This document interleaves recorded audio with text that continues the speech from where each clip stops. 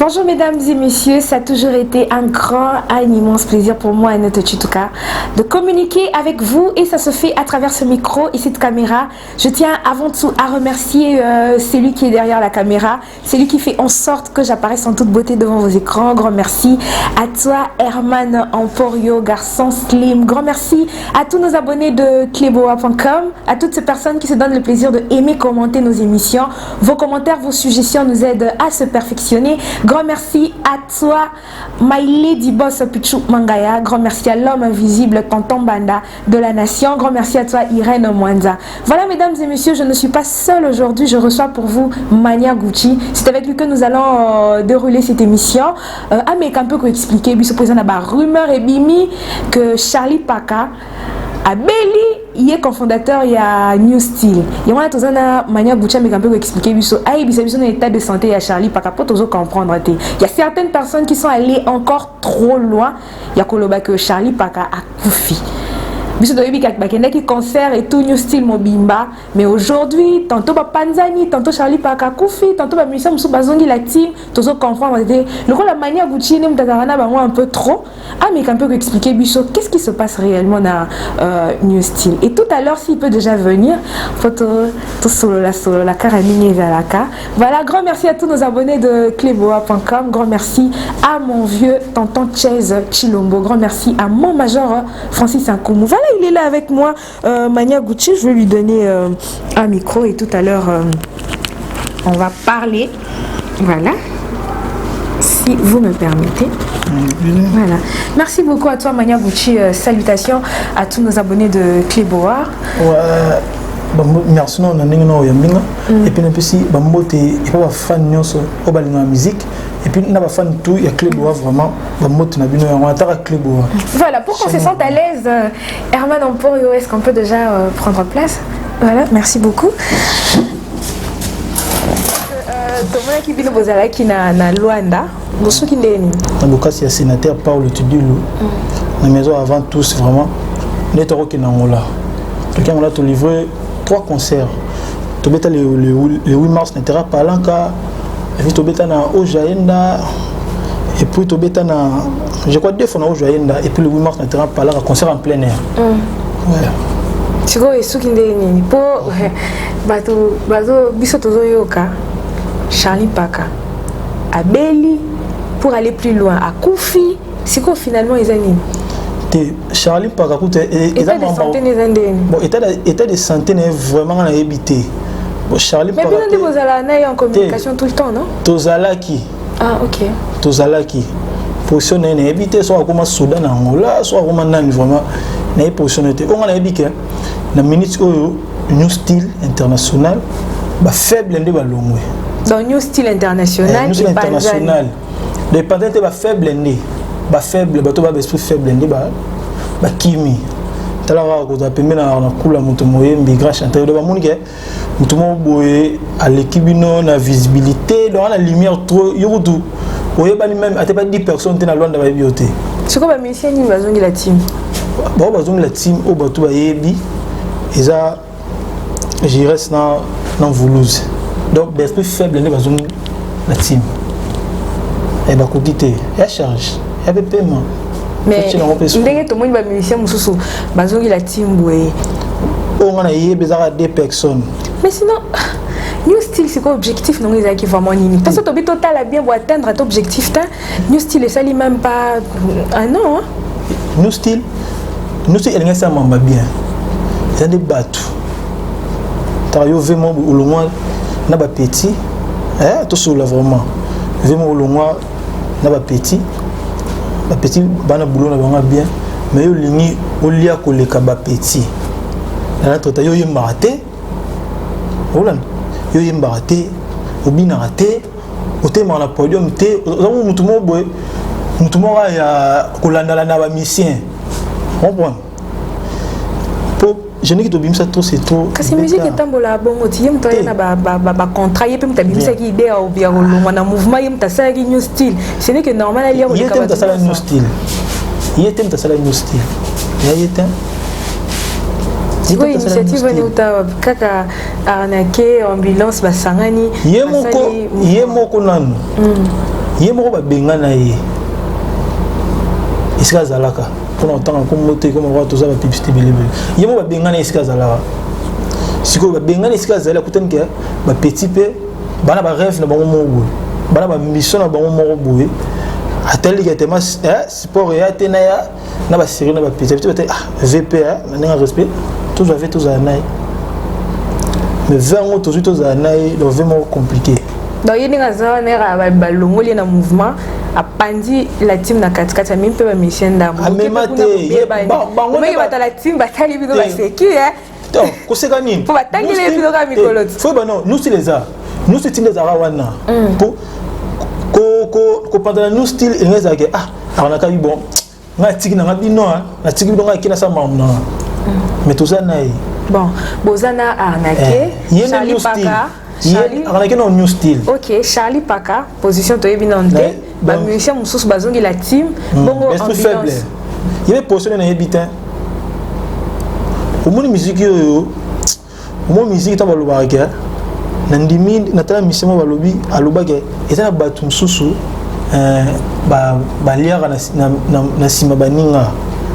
Au monde Michel mususu ani na plaire te baïb na bango yote mais bona mutuma wana bino tout bozo bénéficier au lieu de bo garder sous mouton bino boye sous na mutema mabe monde ba telinga na balonda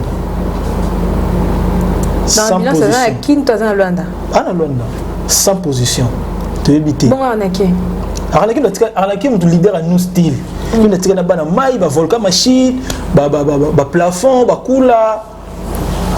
Mais sinon bato ba la biso lelo ba loba que arnaqué a eu idée à ça peut-être un mouvement to ko zaili kanisi à ça la new style les en retard parce que héritier Watanabe aouta maison mère alongwe maison mère a sali mouvement na mbala moko Fabregas alongwe a sali mouvement na Robin Mundi wa sali yaye Tade de Motiki la sali yaye Miel de sang a sali yaye Eboalota sali yaye mais arnaqué pe azaki na même entreprise Kolongo ya arnaqué nous tous on s'attendait peut-être à se lancer directement sa carrière solo na sa mouvement na mais aujourd'hui on se totomoni arnaqué après Kolongo maison mère ake ko travail lisusu et pas ya héritier lelo azisco initiative ya osala new style na moi retard. T'es retard, t'es mon avis. Il fallait que la team moi t'as pas formé et aujourd'hui c'est ça on est capable. Formé dans la team. Jamais. On a pas formé on a pas na fait rigolo. Oh il y a tous les chanteurs à Congo. Na mania gucci mo loba. On a pas na fait rigolo. Bon. On a pas aillé et pas ouvrir en son mais on mère au baté belé ba banga ko ba test. Aillé peut à s'imposer à donc a tchepé champ. C'est Nathan encore s'imposer ma caste pour Nicodème Azalaga. Oh, bon Nicodème soit Azalaga, on est tellement mais arnaqué peut s'imposer. Holland, arnaqué s'imposer pour Nicodème a coûté arnaqué. Dans sa maison mère. Arnaqué à s'imposer. Est-ce que arnaqué doit être moins vocal encore? A tchakou tout champ. OK. A tchakou tout nzembo. Mais yo kanata? Te yo kana. Et yo kana. Comprends? Il y a besoin de tout tanginde musuku te yo kana na monter. Ya solo aussi on a des chams qui est mais on a que ayebi koyemba ayebi musique alike pas besoin de sonner habite peu tout et pas neuroné peut hériter Watanabe boss live habite peu tout quand on a que aya la team azala donc Michel Bosso a voyagé dans le leader bakende États-Unis c'est le leader on a savoir tout ali Bosso qui n'a raté tout le monde a été que pour na viser du en retard. Ah OK. Et là il est monté. Il y a kunza le qui n'a raté. Ma mère a été. Mais c'est que yo là. Prochain vol pour na Ezara ba Olivera. Olivier et puis ba avec qui n'a raté. Alors qui n'a raté pour maman viser et bima est compliqué. Il y a kunza le là il est monté. Il y a kunza le qui n'a raté. Bon. Il y a un moment na valeur wana. Pour aller là on tourner bazaki wana même na makambo na valeur wana yemo le razongi afandi te il faut na bete yemo na même les États-Unis yemo 1 mois ba misem so vérité moni ba misem so ba kinda ba États-Unis na ba libérer na bango on les a marambou donc ba ko ça ne bato ali ban mais biso to la musique en to yebi ba li to ba kinna ba États-Unis na ba musicien na bango na mi délégation bato na ko ça te bon elle na mo dans ta mususu ye a ko ta mususu bien on a ta mususu invitation ya famille comprendre mais bana mai wana bango mo basomba ba billet ba sala ba mamla bango moko et maintenant boya pe boy eh tabiso vient tel à même aux États-Unis bon mais arnaquer la valeur de la team wata même aux États-Unis donc il y a monde qui bateau balongo bateau esprit faible to ke beto zonga ba yeba ni pété batape ya oyeba na te neti nani parce que ce tobi total nani ce tobi total voulozi ya za ayeba ni oh te ya za bon flamme ayeba na ndé takola ayeba na ndé te voulozi que non la musique ya on a lobité voulozi ça n'est même tasima ya on a lobité flamme ka pa ayeba na ce qui tobi to comparer par exemple à naki to comparer peut-être na ambulance pour bango mi balé baza bata micro baté devant public tant to longo mais voulozi am tasima yoga tant to longo tout le monde se nous sait nous habiter on va s'imposer on a des leader mais bien droit tout le monde qui est terreau d'aller biso tout ba leader c'est que comme ça dans la place biso tout ba leader c'est capable c'est que yeba ni na mamunyo so bien on vite bon flamme pas les mutasima alimbombo maître fricaré c'est bon nous aller qui na ba chanter musu na succès donc so ko yeba ni to sala kombo to yeba ni te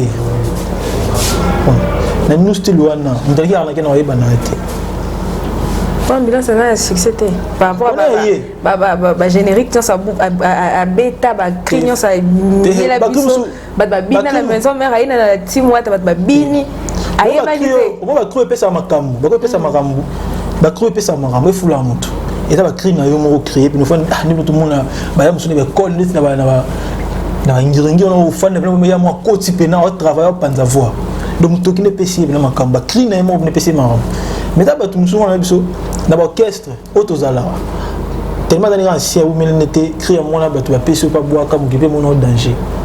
Toi, moi, non, elle est là. Oui, bon appétit. Mania Gucci, bon, comprenez, moi j'ai toujours l'habitude de t'appeler Mani. Mais sinon, Mania Gucci, mouvement Isaki Awa, New Style, le rassembleur Charlie Pack. Il y a Moutazaki Lola, président Nabino, président Yabar Kelly et tout. Beaucoup de Luanda, pour atteindre cet objectif, Nabino, tes mouvements et Panzani. Donc, Lilo, bah, toi, si, t'as raison, hein. Charlie Abba. À travers le président nous stilté. Voilà, Charlie a battu le président nous stilté. Avec tu repêches qui coûte tout. Tu veux trop la moi tomber vraiment la ça la crise histoire les cavats d'ail. Pour trop de raisonnements. La team là va foudre de battre des bandes déjà. Ah, fait bien fandi.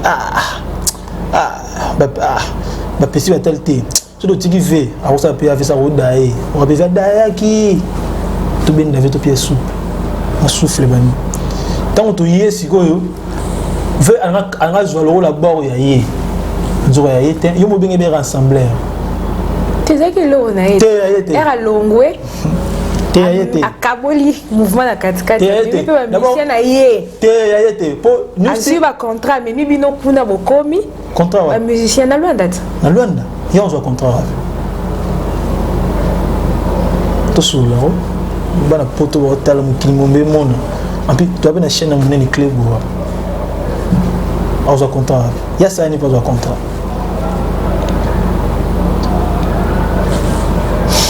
C'est bon là. Non, mais tu mettre en solo, c'est Bolanda qui est pour nous boire Kazaki. C'est sûr, il n'y a pas ébi, n'est pas kota, n'est pas mara. Comment ça se passe? C'est Bolanda qui est. Il y a mon coup na poste ni non Azaki non. Pour passer ce contrat là. Pour dire que na yepina. Acheter en Angers, va viser bimi. À loger bino dans hôtel. À salle. Pour naïe, il y a ça là dans ma musique à Congo. Tout sur la ronde. Hassan. Et ça pour arnaquer mon tomoye lumière à New Style. Les lots au lobby arnaquer lumière il y a New Style. Mais Batunios va dire que en fondateur il y a New Style et ça. Charlie Paka.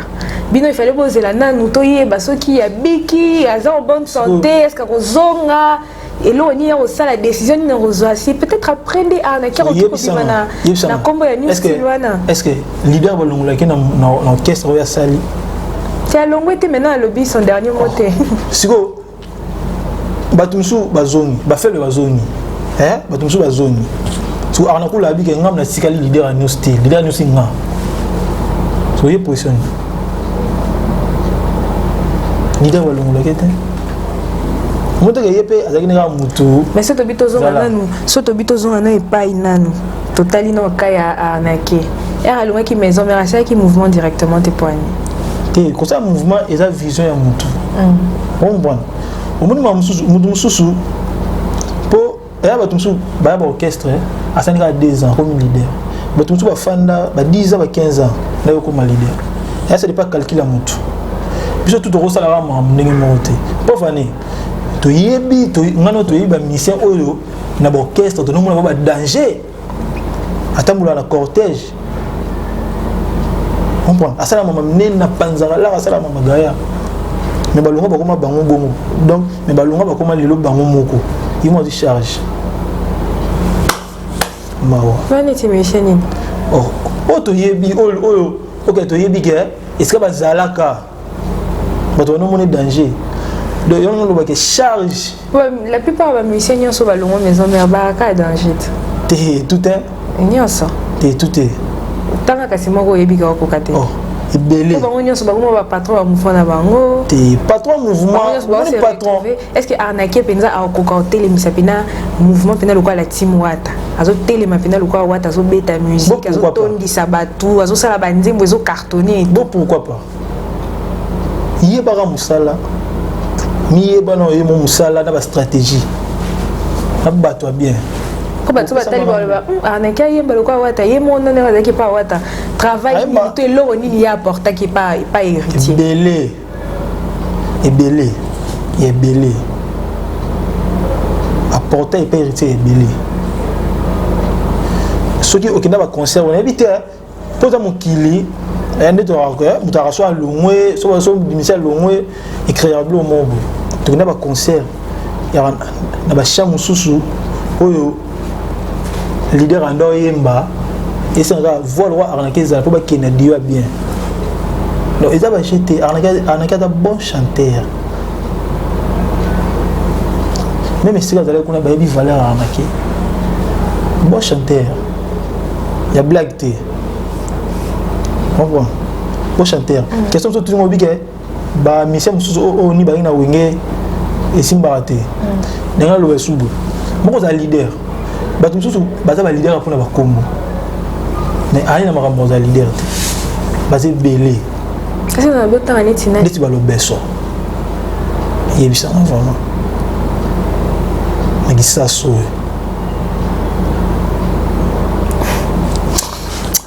pour mon gars charge la musique a passé non non on kiso akende ko kanga mazona bon kaya ya le beso c'est un peu compliqué parce que il faut peut-être ministre ya culture et art atala kawana mais c'est le beso ils s'en sortaient quand même nani ils s'en sortaient oh sur bima ici kazalaki na wengi mutu ya maison mais pas 20 son à part wana kolongane wengi asalini on laisse la musique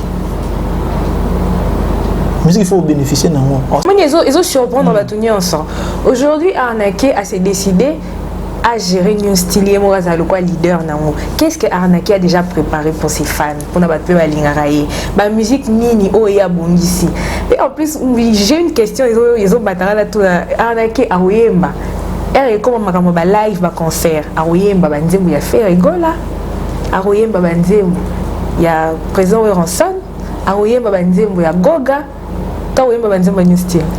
Bon, et là on a roloba, malgré ton confinement, la zone que seul bosso, malgré ton confinement, mais toi il m'a beauté. So on a décidé c'est que ala makambo maramoyali.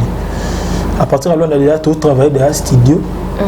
Quand la minute so ka confinement ici qui nous maramo tout lancer maramo chanson automobile bon les boss du Kando Maboko Bank business class.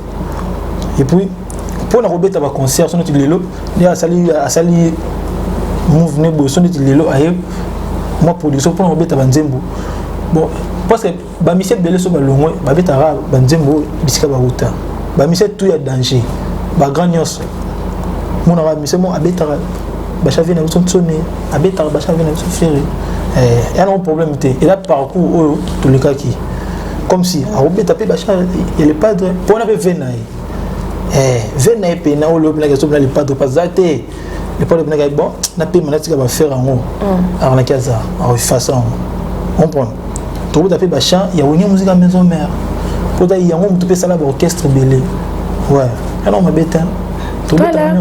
Merci beaucoup à toi Mania Gucci. Tout comme déjà que je suis dans l'émission Nabiso, voilà mesdames et messieurs, nous sommes là uniquement pour promouvoir nos artistes et faire leur promotion.